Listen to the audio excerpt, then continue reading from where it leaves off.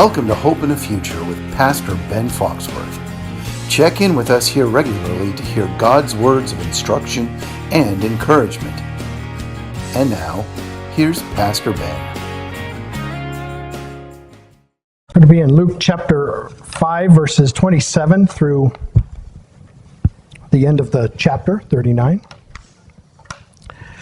Last week, I used an illustration of imagine what it would be like to go to a doctor and the doctor diagnoses you, but then tells you that's all that he's willing to do. That if you want to find out how you can get a cure, how you can be healed from your sickness, you need to go somewhere else. That all he wants to do is give you the diagnosis. You would think, yeah, that's not really the best doctor. But I've got one better for you. What if you had a doctor, and the doctor says, I love healthy patients. As a matter of fact, I only want healthy patients. So when you come to see me, I'll give you your physical and give you your checkoff. But then you go to the doctor and you find out that you have something wrong, that you're really sick. And then the doctor says, no, I only see healthy patients. I cannot see you anymore. If you were healthy, then I would be glad to see you. But since you're unhealthy, you're going to kind of ruin my numbers. You're going to ruin my practice. So I'd really just like you to go find another doctor. You'd say, that's kind of a horrible doctor. Because the whole point of a doctor is to be one who would help you if you get sick. And what a complete betrayal of their oath as doctors that they would only see healthy patients. Aren't we glad that Jesus did not have that attitude with us? Aren't you glad that Jesus didn't say, you know what, I am coming only for the righteous. I am only coming for those who do not sin, have it all figured out, and are doing great. And then if you come to him and say, I am full of sin, Jesus says, no, I've only come to help the righteous. Aren't you glad that's not what it was like? Aren't you glad that Jesus has come to heal the sick, to find the lost? Because we are all, at one point, unrighteous. And on our own, we were all headed to a spiritual death. The Bible is clear that Jesus came so that people could be made right before God and avoid eternal destruction. 1 Timothy chapter 2, verse 4 says, talking about Jesus, who wants everyone to be saved and come to the knowledge of the truth.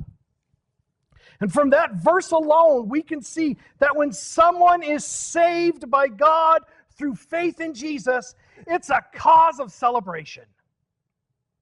That it is a great celebration when somebody says yes to the answer to the call of Jesus Christ. Luke chapter 15:10, I tell you, in the same way there is joy in the presence of God's angels over one sinner who repents. What exciting. That's a big deal. It is a big deal to Jesus when we say yes to him, when we come to know him as our Savior. But while we see that Christ's desire is that all would be saved, where are our hearts for the all that Jesus is talking about? What about the walls that we, as Jesus' followers, sometimes like to set up just kind of to keep people out? Last week we talked extensively about the Pharisees and the scribes and the religious leaders at the time of Jesus. Talked about how scribes, they were experts of the law. They were aligned with the local government board known as the Sanhedrin. We talked about the Pharisees and how they were this powerful group within Judaism that believed that they were the protectors of the Jewish religion. And they were very strict regarding not just the written word, but they were very strict involving the traditions and the rituals that they believed were mandatory. The movement, the Pharisee movement, became corrupted and legalistic, and they were often hypocritical and superficial in their observances. They feared and they hated anything new that could be considered a threat to their influence. And here comes Jesus with his claims that he's the fulfillment of prophecy, that a Messiah has come to seek and save the lost. The Pharisees and other religious leaders, they did everything they could to undermine Jesus. They did everything they could to sabotage his teaching and his influence. And they were more protective of their religion than the one that their religion was supposed to be pointing to, God himself.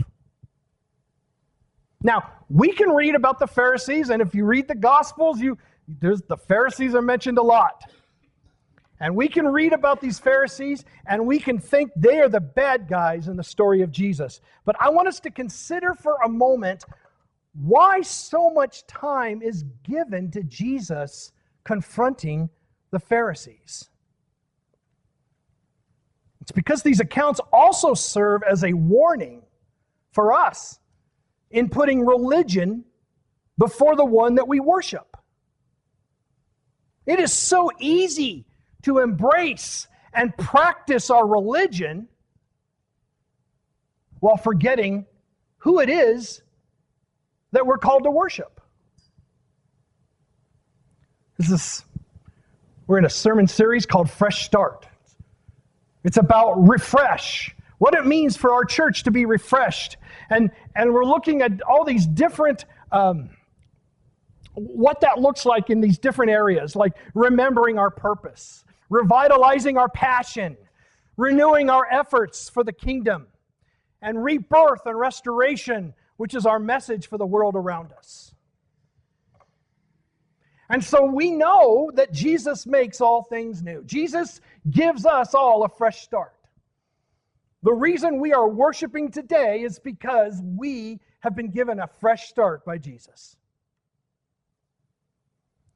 So when Jesus makes all things new, what is the proper way to respond? Here's today's truth. If you're taking notes, here's a truth for today. Jesus shows us what true religion looks like. Religion's a bad word nowadays. As a matter of fact, I hear this from so many people, and I don't fight people when they say this, because I understand where they're coming from when they say this. But there's this thing that people say a lot of times nowadays is, well, the thing about following Christ is it's not a religion, it's a relationship. And I understand. I understand what you're saying. God seeks us, and He's more concerned with our hearts and our souls than He is our practices. That we could do all of these really nice, wonderful things and still miss out on who God is. And so I understand what people are saying. It's not about, we don't worship a religion, we worship God, and God has relationship with us. It's a relationship that is all on Him. It's not that we can keep any kind of contract with God. God is the one that keeps this relationship going. So I understand what people are saying when they say that, but I want us to look at religion for a second here today. No, other religions are about man trying to find God. And what we know is that Christ is the very essence of God seeking us out. That's the difference between what we believe and any other religion that's out there. But here's the thing about religion. Religion is itself is a neutral word. Religion is a tool that we use in worshiping God. As a matter of fact, religion is specifically mentioned by James in his letter to the church in James 1:27. Pure and undefiled religion before God the Father is this, to look after orphans and widows in their distress and to keep oneself unstained from the world. If you were to look at what the word religion means, the word religion is a word that means how we honor what we worship. That's what religion is. how we honor what we worship. Now, everybody in the world practices religion of some type because everybody worships something. They may worship themselves. They may worship their careers. They may worship money. They may worship entertainment. They may worship another god. They may worship animals. There's no end to what people worship in this world. And their religion is how they honor what it is that they worship. That's what religion ultimately is. And everybody practices religion because everybody worships something. The Pharisees had convinced themselves and others that religious practice was the defining element in defining who was godly or not. But they had lost their way. They had either forgot or they were ignoring the purposes of their religious practices. They had added their own ideas and their own rituals to the list of requirements. Faith, which God said way back with Abraham, faith was the true indicator of righteousness. In other words, God said something, Abraham believed it, and God credited Abraham's faith as righteousness. It wasn't all of the great things that Abraham could do. And even today, it's not all the money that we give. It's not all of the attendance that we do. It's not all of the things that we can do that credits us for righteousness. It is our faith. And the problem is at this time, in Jesus' time, the Pharisees had taken faith and they had downplayed faith, and they had replaced faith with religious behavior. So as we look at a fresh start for our church, a fresh start in our own individual lives and walks, what are ways that we can worship in faith and keep watch over our religious practices? Jesus gives us some pretty big reminders in our passage today. If you're taking notes, the first thing that Jesus shows us in a renewed religion is to celebrate the new. Celebrate the new. Matthew chapter 5, verses 27 through 32. After this, Jesus went out and saw a tax collector named Levi sitting at the tax office. And he said to him, "Follow me." So leaving everything behind, he got up and began to follow him. Then Levi hosted a grand banquet for him at his house. Now there was a large crowd of tax collectors and others who were reclining at the table with them. But the Pharisees and their scribes were complaining to his disciples, "Why do you eat and drink with tax collectors and sinners?" Jesus replied to them, "It is not those who are healthy who need a doctor, but those who are sick. I have not come to call the righteous, but sinners to repentance." So you probably know Levi best as the name that was given to him by Jesus later on, Matthew. Levi is, just like we talked a few weeks ago about Simon, who became Peter, this is Levi, who becomes Matthew.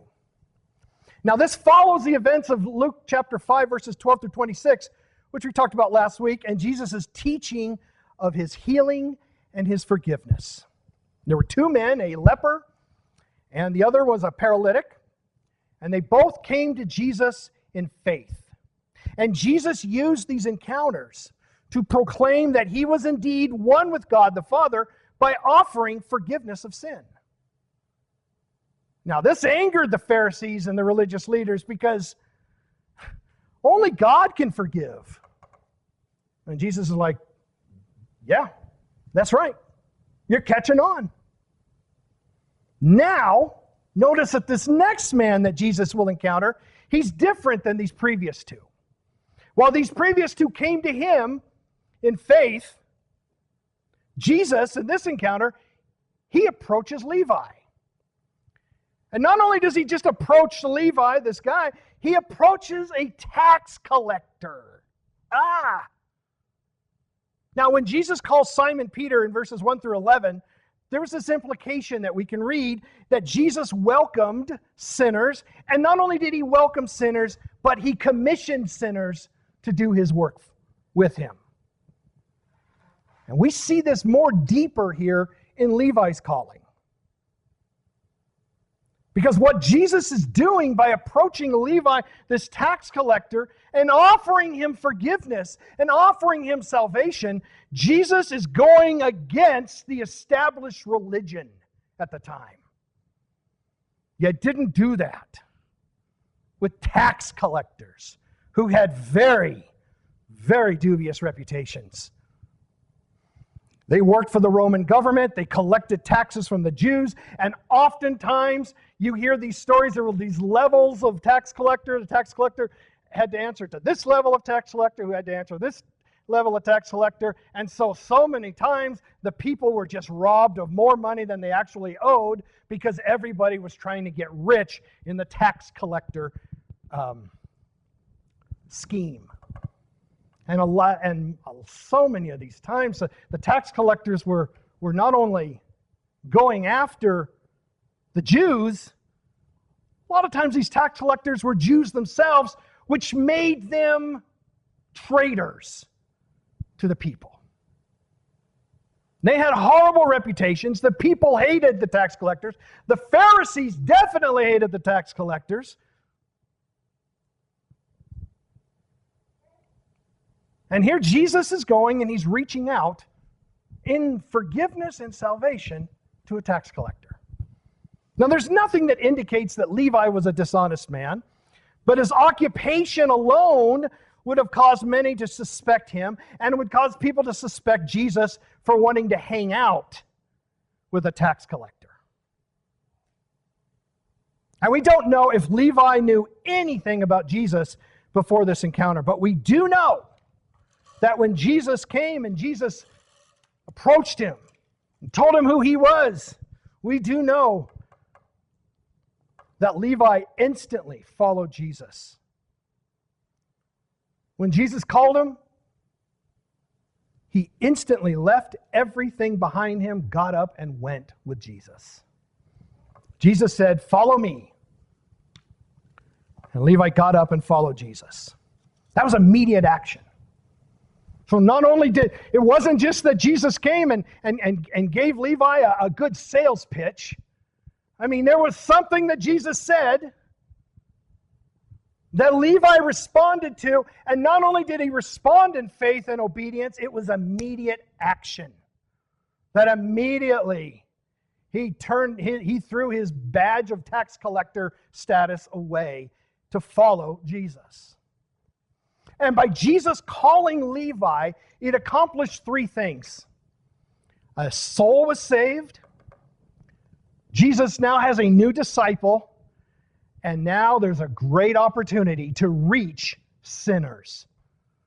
Let me narrow that down a little bit. Now there's this great opportunity to reach tax collectors. Now Levi's excited. Oh my goodness, we read the Bible a lot, and that's a great thing. We've heard it all growing up, and so many times we can really kind of get used to it. But think about what this was for Levi. To think about how he is a scourge of society, that he is an outcast, that he means nothing to the people around him, that he is everything that represents the tyranny of the Roman Empire, represents the corruption, represents just all of the nastiness that is going on in Jerusalem at this time, and all of that. And now, here, Jesus has come, and Levi, Matthew, responds and is saved.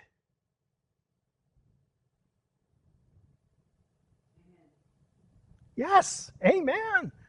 What an incredible moment. And he is so excited about this that he hosts this dinner at his house. So, okay, Levi, I'm going to host this dinner at my house. Jesus, you want to come by? Jesus says yes. So, okay, so I better go invite people from the church. I don't know anybody in the church. Well, maybe I'll invite some of the people that I've been taking these taxes from? No, they're not going to come over to my house. Well, who are the only people that I know? Tax collectors? And other ne'er-do-wells. And that's who he invites. Levi invites his friends, which logically will include many of his occupation, tax collectors. His first recorded action after following Jesus was to set up a meet and greet with Jesus, because he was in such a great place. He was lost, but now he is found. He was dying, but now he lives. He was a sinner, and now he's been saved. And he is excited about this, and he wants to set up this meet and greet with Jesus so that his friends could see what he's experienced. And it's a great reminder by Levi hosting this dinner. We see that following Jesus does not mean that we disconnect relationships that we've had. Unless those relationships are in a complete place of abuse or unhealthiness, that's a whole different story. But here, Levi didn't say, I'm following Jesus now, I have nothing to do with you guys anymore. No. Because he now follows Jesus, the people he loved, he wants them to be involved now. He wants them to know Jesus. And so he creates this celebration of his life change. And this is a fitting response. Now, the religious leaders, they see Jesus having dinner with these people of bad reputation, and they are critical of him dining with sinners. Sinners is a catch-all word for just the nastiness of all the worst people of society. And the Pharisees refused to understand Jesus' message. They refused to understand his ministry. And the thing that was really frustrating them here is that Jesus wasn't doing things the way they were used to. Because the Pharisees, their vision of what was proper was very narrow. And they refused to accept that God would be involved in something new like this. And so they begin to criticize. And in their criticisms, they actually expose their arrogance. They actually expose that they don't want to see sinners come to a saving knowledge of God. Now, a meal still over in the Middle East today, a meal is a big thing. To eat with somebody, to have people over in your house was a big thing. And really what it represented was coming together in some participation. And so the idea that his friends were coming, they were going to come share this meal with him in celebration and participating in the joy that Matthew was experiencing. But the Pharisees crash it. And they crashed it with their cynicism and their mocking attitudes. And notice their question, which is really a complaint. It was directed not at Jesus. They had already directed their criticisms at Jesus when Jesus had when Jesus had forgiven the sin of the paralytic.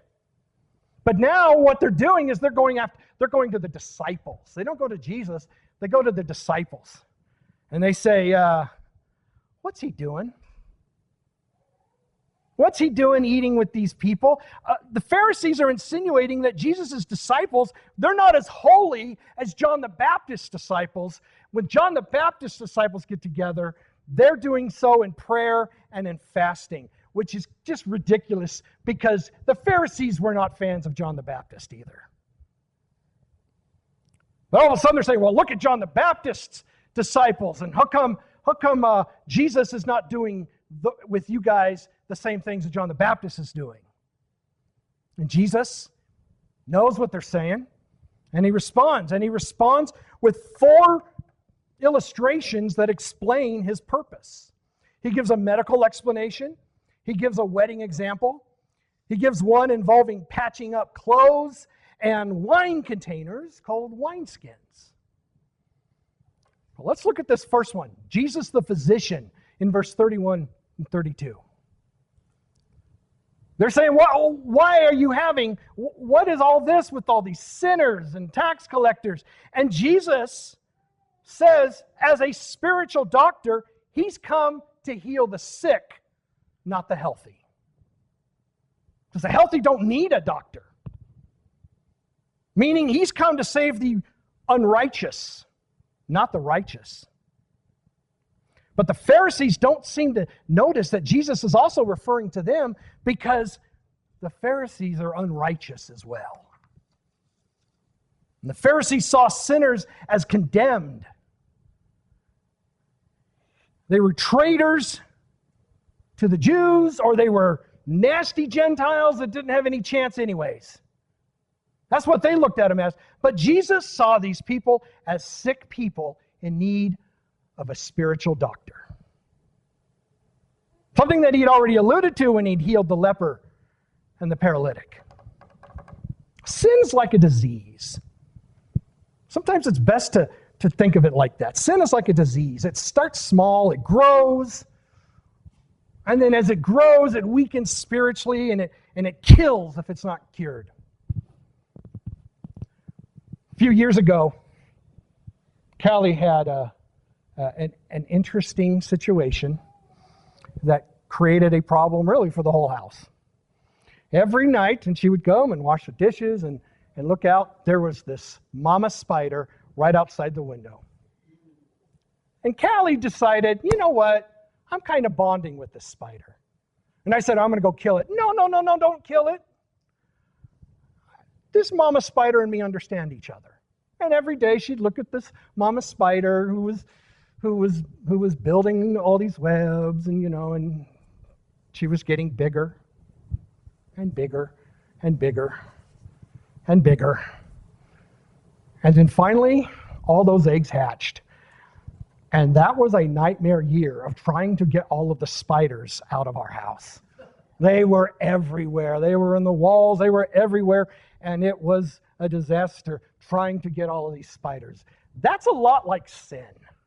Like, you cannot look at sin and say, oh, sin is beautiful. As long as it's on that side of the window, then it'll be fine. I can at least look at it, enjoy it. No, because it became a problem. It got bigger, and it began to weaken the house. And it was dangerous because these were spiders. These weren't just friendly little happy spiders, waving with little gloves on. They were spiders that would have bit and given you ulcerating wounds. They would have killed if not cured. That's a lot like how sin is. Sin just grows. Now, the religious leaders, they were very quick to diagnose others. Just like we can be sometimes. It is so easy to pinpoint the sin in others. Scott, I know your sin.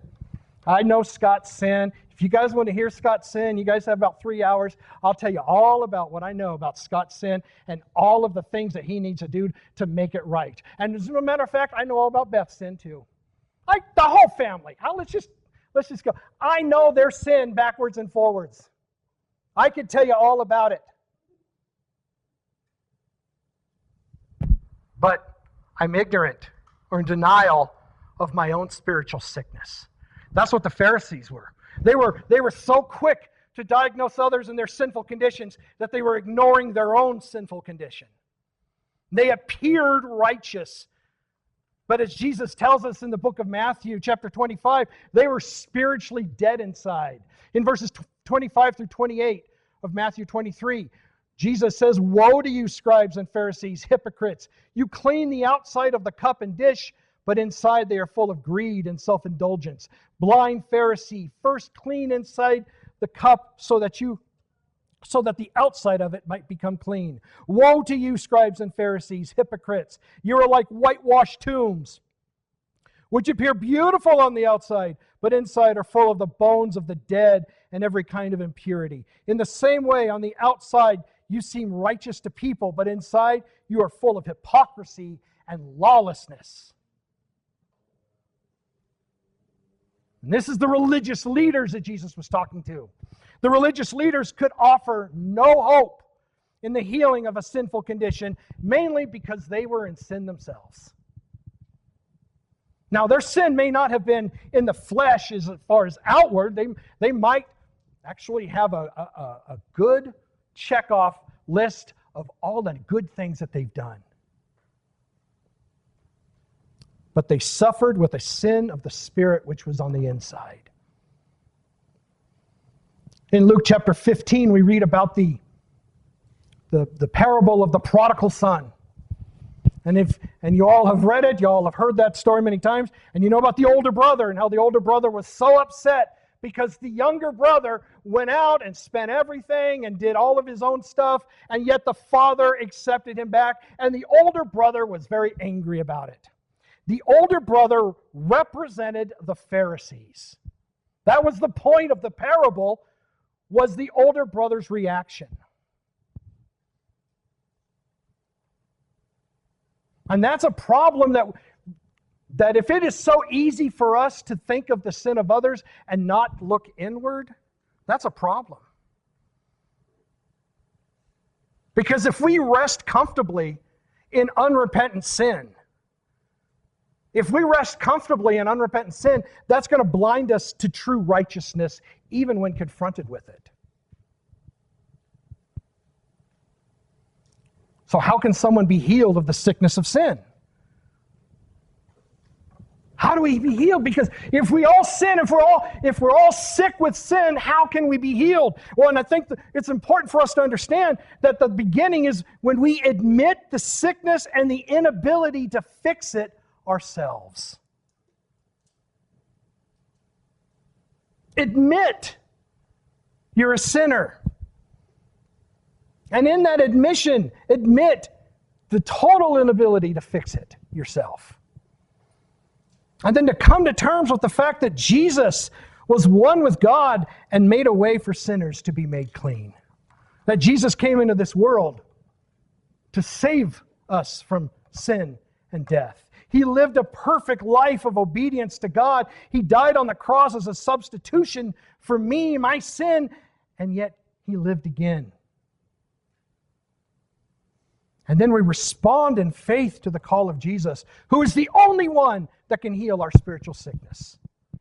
And that's trusting in Jesus alone, repenting of your sin, and obedience to His word.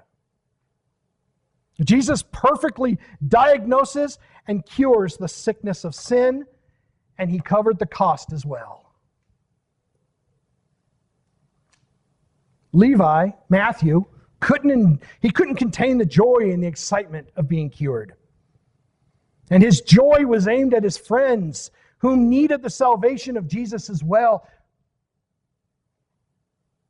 And a question that I want us all to be pondering, not just now, but throughout the week, throughout our lives, is how can we reflect and share our joy of what Christ has done? How can we as a church reflect and share our joy of what Christ has done? Because understand something, if we are a people of salvation, that we've been saved, then we have joy. It is not a joy that is affected by situations. It is a joy that no matter what may happen, that we are safe in the arms of Jesus. And when we experience that joy and we reflect that joy will be contagious. It'll be contagious to our community. It'll be contagious to our families. It'll be contagious to the people in our lives. So what are the things, church, that we have lacked joy about, that we haven't expressed joy for? Where's our joy for missions? What joy is our studies producing if it's not bringing us closer to the throne in service and in worship? Above all people, we are a people of joy, or to be a people of joy. So, here's how Jesus also works. Here's this next thing that Jesus gives us a new era of worship. A new era of worship.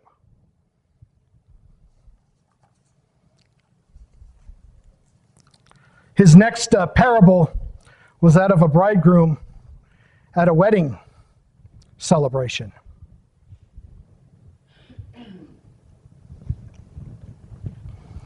And in that, he gives a parable of this bridegroom in verses 33 through 35. And the religious leaders, they were also not just happy about they were just not only unhappy about the fact that it was tax collectors and sinners, but they were also partying a little bit. There's a lot of laughter. There was a lot of excitement. There was a lot of joy for Levi and his new life. His guests were really having a great time, and Jesus was having a great time with them. And the religious leaders didn't like that at all. Why aren't they fasting? Why aren't they doing all of this holy stuff? Now that's true religion. If these guys were to come together and they would have come together and prayed and fasted as disciples, not with those sinners, keep them out, but if they would have just been, we wouldn't have anything to say. But they're out there, they're having fun, they're laughing, and that's just not how you do it. We're supposed to be fasting. That's true religion. Now, fasting had been a part of worship throughout the whole Old Testament. Fasting was the intentional act of depriving oneself of a necessity, usually food, and replacing that need with a time of intensive prayer. And mainly during times of repentance or asking for God's intercession in a serious dilemma. Now, while frequently mentioned in the Old Testament, it's never commanded in the New Testament. But believers in the early church, they did follow the example of the Old Testament prophets, and they did fast. And today, in our modern day, we are welcome to fast as well. Matthew 6:16 through 18, when Jesus talks about fasting, he says, when you fast, not if you're going to fast. And it was usually considered a solemn practice. Now, the Pharisees, they were known for their somber tone and their lack of joy in their beliefs. And when the Pharisees fasted, you knew about it. You knew about it. They made sure that they knew. Oh, hi, Morgan. Just to let you know, I'm fasting, so I can't really talk right now. I'm fasting. I'm fasting because I'm really, really religious. Oh, how's everybody doing? You guys hungry like I am? Well, I shouldn't talk about that because I am fasting. Oh, sometimes it's hard being such a religious person and fasting, but that's what I do. You guys kind of proud of me for fasting? And that's what their attitude was like. Matter of fact, I find it amusing because Jesus talks about when you fast to put oil in your hair, to put the ashes, not to show that you're fasting, but that idea was to look like you're healthy, look like you're doing well, because people don't need to know you're fasting. And it's kind of funny because for one day of the year, so many people will go out of their way to show their fasting by putting a big thing of ash on themselves, which is exactly what Jesus said was the opposite of what Jesus was trying to communicate. Jesus addresses the act of fasting in the Sermon on the Mount. And he says, whenever you fast, don't be gloomy like the hypocrites, for they disfigure their faces so that their fasting is obvious to people. Truly, I tell you, they have their reward. Now, you go back to the parable of the prodigal son. The older son, like I said, he represented the Pharisees' lack of joy. And so even though the younger son had returned, he was alive, and the father accepted him and was celebrating because the younger son had returned. The brother stayed out in the field and just glared at everything, was angry. He definitely wouldn't talk to his younger brother. He would talk to his servants. Even when his father came out and pleaded with him. That was what the Pharisees would behave like. That here somebody is come to know the Lord, people are excited about it, and the Pharisees are wanting to be gloomy. And Jesus, meanwhile, gives us this example of expressing joy. John 15:11, I have told you these things so that my joy may be in you and your joy may be complete.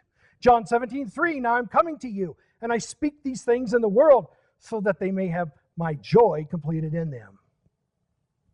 Even knowing that his impending torture and death on the cross lies ahead for him, Jesus compares his ministry to a wedding feast, not a funeral. We're supposed to be fasting in anticipation for the Messiah. Jesus compares himself to a bridegroom that people can celebrate with him. Now, at this time, Jewish weddings were a week-long, joyful celebration. I have dealt with bridezillas in my time as a pastor. I will tell you that the idea of a week-long wedding celebration absolutely just intimidates me. Oh, I don't know if I could do that. I'm glad that we don't follow that tradition anymore. But that tradition wasn't, because nowadays we have so much materialism with our weddings, and it wasn't about that. It was just this incredibly festivus time when people would come and they would celebrate for like a week because of this marriage. And Jesus says, I'm like the bridegroom. Celebrate, I'm here with you. You don't need to fast right now in anticipation for the Messiah, because the Messiah's here. And one day the bridegroom will not be there, and then the laughter will turn to tears. But until then, let's enjoy. Take joy for and with sinners that are coming to repentance. And these religious leaders, they tried to shame Jesus by bringing up John's disciples. And really what the Pharisees were struggling with was that the old ways were dying. Well, maybe Jesus could help us with the revival of that old-time religion. Maybe Jesus could get us, if we could just get Jesus on track as a good rabbi, as a good Pharisee, then what Jesus could do is get people back into doing the things that we need to be doing, that we want to be doing, our old-time religious practices. But that's not what Jesus was about. Jesus was about true righteousness. He was about righteousness more than he was about practices that appeared righteous, but had no saving ability whatsoever. The reason to fast was the Lord's intervention and forgiveness, and that's why Jesus was there. And there's going to be a time to fast, not just because of Jesus' death, but there's going to be a time coming when the Roman government is going to just completely destroy the Jews' means to that old-time religion. They're going to destroy and take over the temple. They're going to drive the Jews away from each other and disperse them around the world. Those bad days are coming. So today, let's worship and celebrate. Was there ever an excuse? I do not understand why there's ever an excuse for the followers of Christ to be miserable. Are there times where we're to be solemn? Yes. Are there times where we're to be reverential? Yes. Are there times that we should be miserable? Never. There's a downfall sometimes. If we have this idea of our eschatology, in other words, how we look at when Jesus returns, and because we a lot of times will subscribe to this idea that the world's going to get worse and worse and worse, which you see it happening, and then sometimes it's just kind of, for us as Christians today, we can get this what's the point attitude. We can't make the world better. It's just going to get worse and worse and worse. But understand, we have the exclusive answer to everything. We have the means to have joy. We have the understanding of what it takes to be saved from your sin. And that is why, here in the year 2025, we should not fear the new if Jesus is being glorified. Now, I want to make sure Jesus is being glorified according to his word. There are a lot of people that will shout Jesus, and their worship services have nothing to do with the Jesus of the Bible. I'm not saying that we don't have any kind of discernment or anything like that, but a lot of times we are so petrified of something that's new, that's not in our realm of comfort, and we just immediately assume that it's not of God when Jesus is still being glorified. There's a difference between doctrine, which is what we believe, and style, which is maybe how we are doing things. What we know to be true doesn't move, but style can be very diverse. You know, the home that I grew up in a home that was, we were like missionaries from the South. My dad was solidly Mississippian. And I grew up in a home where Southern gospel was played every Sunday morning as we were all preparing for church. And to this day, when I hear good Southern gospel, man, it brings me to tears. More out of nostalgia, to be frank with you, but I love the sounds of some of that old Southern gospel music. I do. And there are some times I find myself, gosh, I wish I was born just 30 years earlier. Just 30 years earlier, then I could have been a pastor during this time, and so. But really, what is happening there is that's more nostalgia. That's just more of a style that I like. And the fact is if you're going to try to reach people in the year 2025, if you're going to try to reach people Alyssa's age or Morgan's age, you're not going to reach them with a Southern gospel revival type thing. You may enjoy it, but that's not going to be effective today. I had a really good friend who's passed. He's with Jesus now, but he had such a heart for the skateboarding community. And I was a youth pastor at the time, and he asked if I would come and help him put on this event for the skateboarding community. It was going to be an outreach event. Probably no kids that even had ever heard the name of Jesus other than a swear word that would be there. And I'm telling you something. As a youth pastor, I saw a lot of things, but I wasn't prepared for the skateboarding community. That was something I wasn't prepared for. And it was crazy to me, some of the things that they like doing, and I'm looking over at my friend, and he's like, yeah, this is their way of celebrating. They're worshiping. They're calling out.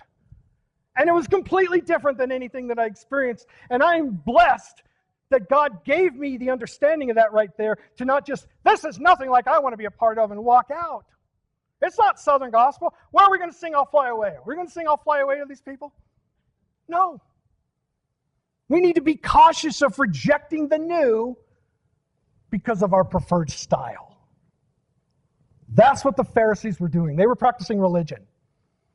Now, I just want to hurry up here, and I want to just quickly go over these next illustrations that Jesus talks about. He talks about a garment, a piece of clothing, usually like a coat. And he compares his ministry to you have this new garment. Now, you don't get a new garment and then cut it up so you can patch up the old garment. Because if you do that, you're going to ruin both the old garment and the new garment. And Jesus explained that one could not fix an old garment from the patch of a new garment. Because the new garment's going to be already ruined with a big hole, and the old garment has got a patch that doesn't match. And there's a point of what he's saying. And then he uses the example of a wineskin in verses 37 and 39. And in ancient times, before glass bottles and corks were available freely, wine was stored in sacks made from goat leather called wineskins. And I think Jay has a picture of this is what the wineskins look like. They were these leather containers that you poured the wine in. But wineskins didn't last forever. And they would become brittle. And if you took new wine and you put it into an old wineskin, before that new wine was completely done fermenting in a brittle wineskin, the wine would produce gas and the wineskin would burst. You couldn't put new wine into an old wineskin. The old wineskin couldn't take it.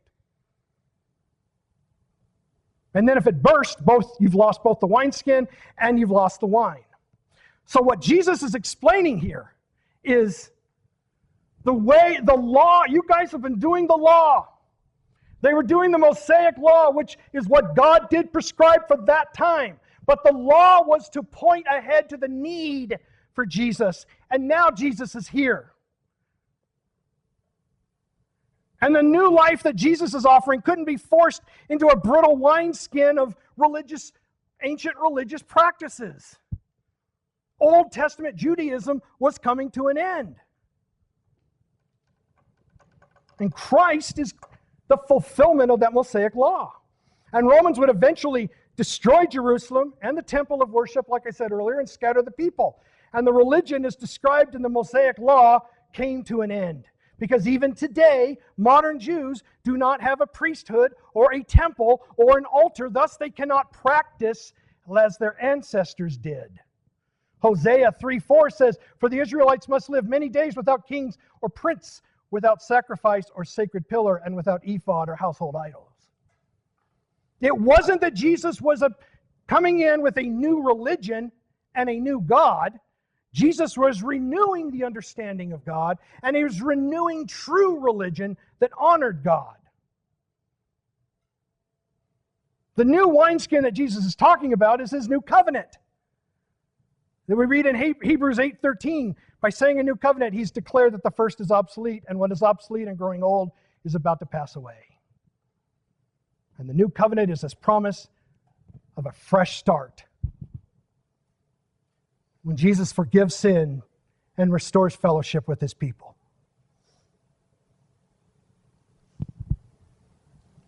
Jesus is the facilitator of a new covenant, and his death on the cross is the basis of that promise. Luke 22:20. In the same way, he also took the cup after supper and said, "This cup is the new covenant of my blood, which is poured out for you." Jesus is fulfilling the ceremonial law. There's no need for sacrifices. There's no need for temples. There's no need for ceremonies. So instead of relying on human priests as our go-between with God, Jesus is the high priest, and he offers his perfect and lasting sacrifice. And in this new covenant, the priesthood is actually the followers of Christ. God's word is now written on the believer's heart.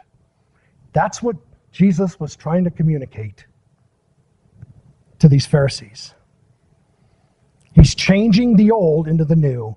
Revelation 21:5, the one seated at the throne said, "Look, I am making everything new." He also said, "Write, because these words are faithful and true."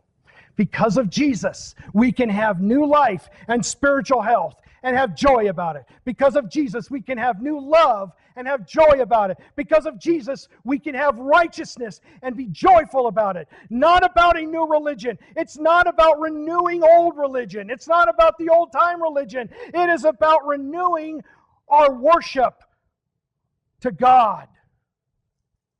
And the way that we remember that new covenant today is the religious practice of the Lord's Supper, which we're going to participate in.